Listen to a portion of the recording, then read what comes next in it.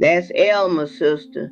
She was pointing at a bird, a cardinal, on the porch post outside her window, red as a Sunday tie. The morning light behind him made his little chest glow. Loretta Fontenot had been dying for 11 weeks by then, and this was the fourth morning I'd sat with her.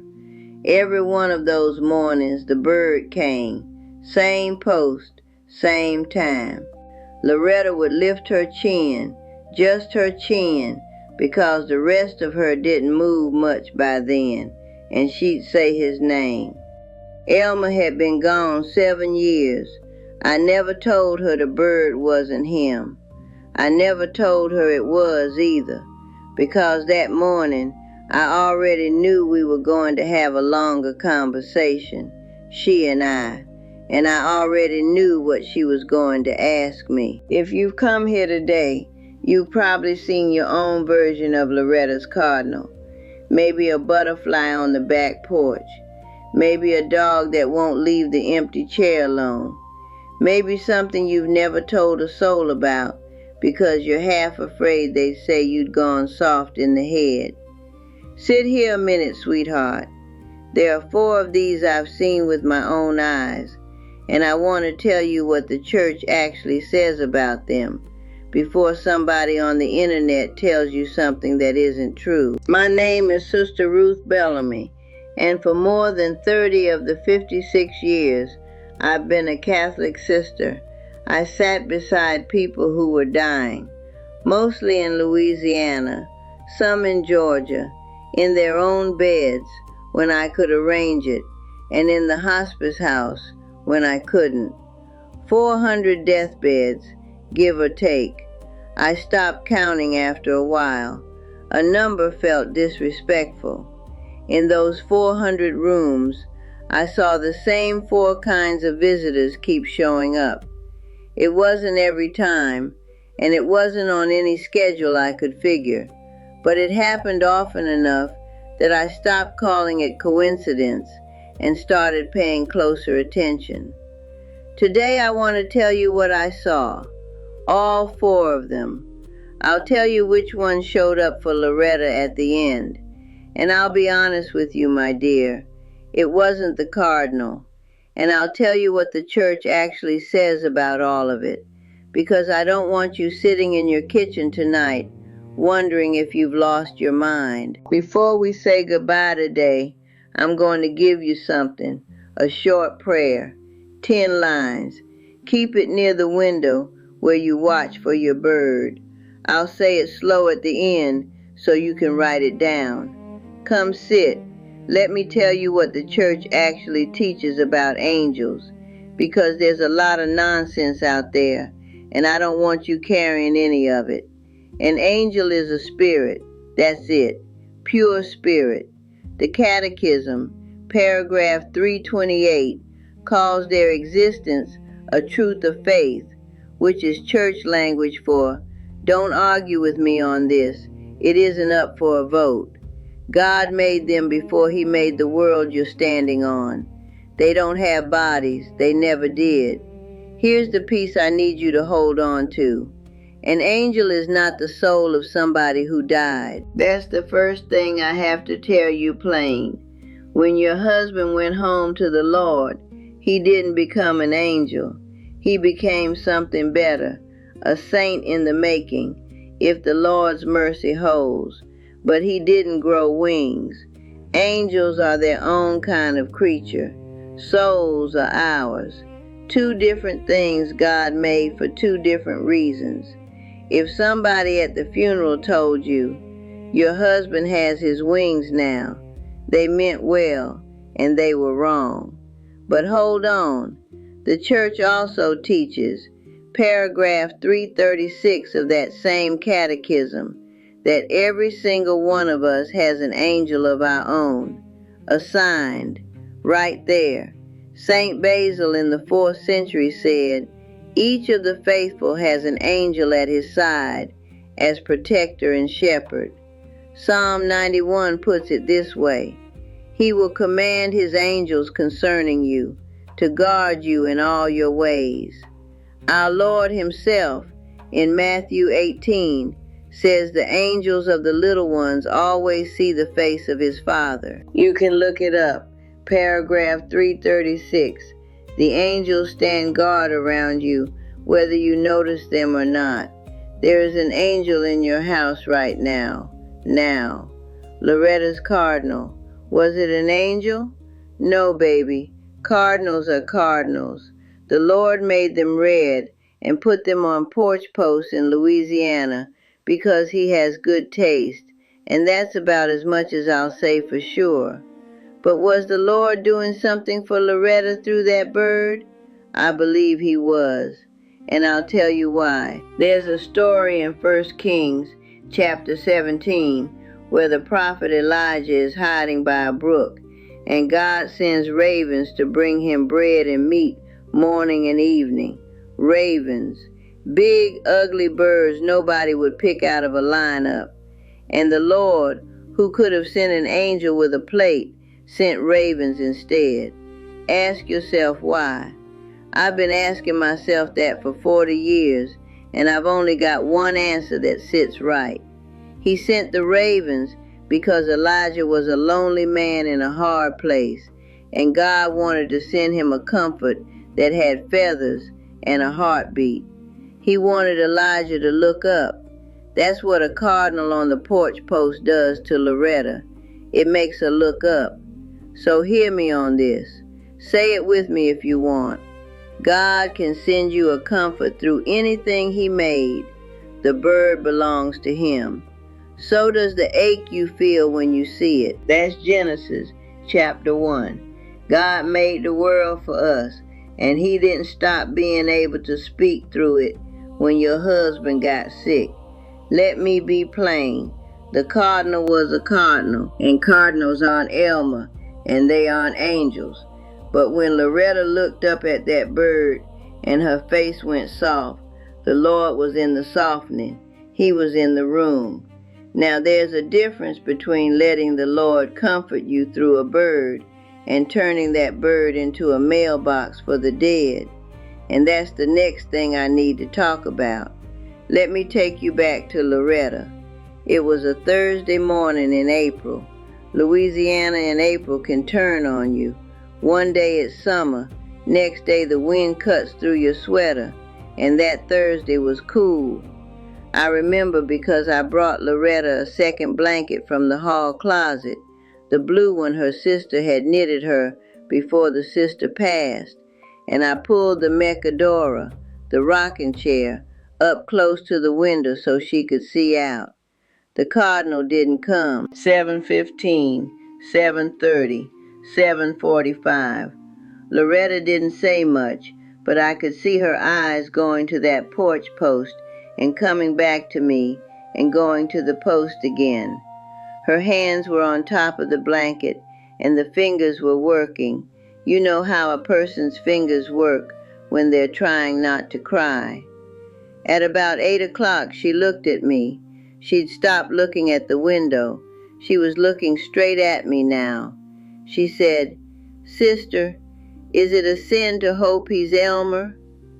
I want you to hold that question in your hand a minute, my dear, because I'll bet everything I own that you have asked God some version of it. In the kitchen, in the car, before you turned off the light. You've watched the bird on your feeder, and you felt something rise up in your chest, and then right behind it, you felt something else, a little slap of shame, a little voice that says, "Good Catholic women don't think this way." Loretta was 78 years old, and she'd raised 5 children and buried a husband, and she was asking a nun in her bedroom if she was allowed to hope. I didn't answer her right away. I couldn't. I got up from the Mechadora, and I went to the kitchen, and I made her a cup of hot water with a lemon slice. She couldn't drink coffee anymore, but she liked to hold something warm. And I stood at her sink for a good 3 minutes, trying to figure out what to say. Because the answer matters. To Loretta, in that bed, that morning, And to you, tonight, when you turn off the light and say good night to his picture in the hallway. I'll tell you what I said to her in a few minutes. First, I need to tell you about the other three. The butterfly, the dog, and the one I've never told the whole congregation about, because it's the one that took me the longest to make peace with. Come with me. The second one showed up for Cornelius. Cornelius was 84, a Baptist deacon who had married a Catholic girl in 1954, and in his own words, put up with the Catholic thing for 50 years until she died. Then he started going to Mass. He was living with his daughter in a little house outside Macon, Georgia, dying of congestive heart failure in a hospital bed they'd set up in what used to be the sewing room. August, hot. His daughter had the window cracked and a box fan running. A yellow butterfly came in through the window on a Tuesday afternoon. It landed on the foot of his bed, just sat there, wings opening and closing slow, the way butterflies do. Cornelius was mostly gone by that point, but his eyes tracked it. He watched it for maybe 40 seconds, and then he smiled. The first time I'd seen him smile in 9 days, and he said the name of his wife, Doris. Her name was Doris. He died the next morning. Was the butterfly Doris? I don't think so. Butterflies come in through open windows in August. But when Cornelius smiled, the Lord was in that smile. He was in the room. The third one was a dog. Her name was Bernice. She was a widow too. A lot of my people were widows. So if you are one, you are in company that knows you. And she had a little brown mutt named Buster, who had slept at the foot of her bed for 11 years. The last 3 nights of Bernice's life, Buster wouldn't lie down at the foot of the bed anymore. He sat, and he stared at the corner of the room where the closet door was. He wouldn't eat. He wouldn't come when I called him. He just sat and stared. I've seen animals do that in dying rooms more times than I can count. They know something, y'all. I don't know what they know, and any nun who claims she does is selling you something. But they know. Now, let's talk about you. I want to say something to you, woman to woman. Something I'm not sure a priest would say the same way. No offense to the good ones. God bless them. You talk to him, don't you? To the picture in the hallway. In the passenger seat when you drive to the grocery store. Under your breath when you're standing at the sink and the light is going down outside and the house feels too big. Half of you is comforted by it. The other half is ashamed. You've never told your daughter. You definitely haven't told the girls at the parish office. You're afraid somebody is going to look at you the way they look at old ladies who have stopped making sense. Sweetheart, listen to me. Talking to him is prayer. It's prayer that hasn't quite figured out its address, but it's prayer all the same. When you say his name out loud at the kitchen window, the Lord hears you, and he knows exactly who you mean. What you have to be careful of is asking that bird, or that butterfly, or that dog, or that hallway picture to answer you back. That's the line. You talk, God carries it. Your Frank, or your Bill, or your Walter is held in a place where God does the delivering. And now I have to tell you about the fourth one, the one I saved for last. The one that came for Loretta the night she died. I told Loretta what I want to tell you now. I sat back down in the Mesodora with her lemon water in my hand, and I said, baby, it isn't a sin to hope. Hoping is what the Lord put in you when he put a heart in your chest. But listen, the cardinal isn't Elmer. Elmer is with the Lord, and the Lord is holding him closer than any bird could hold anything. What the cardinal is a kindness God knew you needed. She started to cry a little, quiet crying. She said, so I can still watch for him. I said, you watch for that bird every morning of your life, Loretta, and every time he comes, you say thank you to the Lord who sent him. And every time he doesn't come, you say thank you to the Lord who is holding Elmer somewhere no bird can reach. She held my hand a long time after that. The cardinal came back the next morning and the morning after. Loretta lived 9 more days. In those 9 days, she stopped watching the porch post with that hungry look. She just watched, grateful, like a woman getting a note from a friend. She died on a Thursday night in early May. Windows open. I opened them because she asked me to, said the room felt tight, and the porch was dark except for the moon. I was reading the Psalms to her, softly. Psalm 23. Her breathing had gone shallow, that particular kind of shallow you learn to recognize after the first 100 deathbeds. I called the priest, and I stayed. Father Boudreaux came within the hour, gave her the sacraments, and drove home to sleep because he had a 5 a.m. mass. I sat in the Mecadora next to her bed, rocked, quiet. At about 10:30, I looked up. The whole porch, my dear, the whole porch was full of fireflies, hundreds of them, suspended in the dark like somebody had thrown a handful of little yellow candles up into the air and God had held them there. I have never in my life seen fireflies gather like that, not in 74 years of Louisiana summers, and I have watched a lot of them. They weren't drifting anywhere. They were just there, around the porch, around the Mecadora Elmer had cushioned for her 60 years before.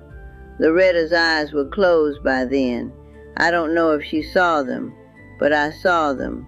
And I sat there with her hand in mine, and I said out loud, the way you say something when nobody else is going to say it, God can send you a comfort through anything he made. The bird belongs to him. So does the ache you feel when you see it. She went home to the Lord about 20 minutes later. The fireflies were still there. Here's what I want to give you before we go. The prayer I promised. Take out a pen or a scrap of paper. I'll say it slow. Lord, if this is a message from you, I receive it with thanks. If it is only a bird, I still thank you for making it. Either way, keep my shit. And here you put in his name. Whatever it is, Frank or Bill or Walter, keep my Frank in your hands. And keep me in yours. Amen. That's it, 10 lines. Say it at the window when you see the cardinal in the morning. Say it in the car when the song comes on that was his song. Say it in the hallway when you stop in front of the picture. It won't box you in, and it won't ask the bird to do anything the bird can't do. It just puts everything you're feeling into the hands of the God who made all of it, the bird, the ache, your Frank, and you. My grandmother always said the Lord decorates every porch he gives you, whether you notice it or not. Miss Ophelia, God rest her, she raised me in the 7th Ward of New Orleans on prayers and biscuits and hard advice. And she was right about most things, and right about this one. A cardinal is one of his decorations. So is a butterfly. So is a good dog sitting quiet at the foot of a bed. So are fireflies on a Thursday night in May. You've kept an old nun company today, my dear. Come back and sit again sometime. And before you go, down in the comments. Tell me his name, just the first name. I keep a little notebook by the chair where I pray, and I write them down. I'll say yours at Mass on Sunday, so tell me who you're missing tonight. I'll be watching for the fireflies.